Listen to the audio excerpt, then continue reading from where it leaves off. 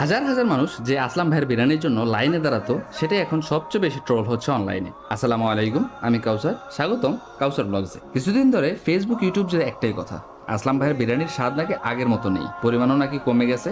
এত রিভিউ দেখে না মেনে পারলাম না, তাই আবার চলে আসলাম নিজে খেয়ে দেখতে। দোকানের সামনে এসেই দেখি মানুষ লাইনে দাঁড়িয়ে আছে বিরিয়ানি নেওয়ার জন্য।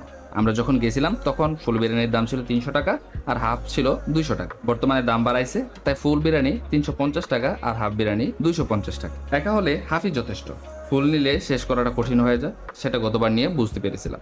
এবার হাফই অর্ডার করলাম। কিছুক্ষণ অপেক্ষার পরে বিরিয়ানির প্লেট হাতে পেলাম। আমার প্লেটে অনেক মাংস পেয়েছি। বিরিয়ানিটা ঝরঝরে, মাংস নরম, পরিমাণেও কোনো কমতি চোখে পড়ল না। বিরিয়ানির স্বাদটা মোটামুটি ভালো ছিল, আবার অনেক বেশি ভালোও না, আবার একেবারে খারাপও না। আপনি কি আসলাম ভাইয়ের এই বিরিয়ানি খেয়েছেন কখনো? আপনার অভিজ্ঞতা কেমন ছিল কমেন্টে জানাবেন। ভালো লাগলে ভিডিওটি সেভ করে রাখুন, পরে খেতে গেলে কাজে লাগবে, আর বন্ধুদের সঙ্গে শেয়ার করে দিন। কসর ব্লগসের সাথেই থাকুন, দেখা হবে পরের ভিডিওতে। সে পর্যন্ত আল্লাহ হাফেজ।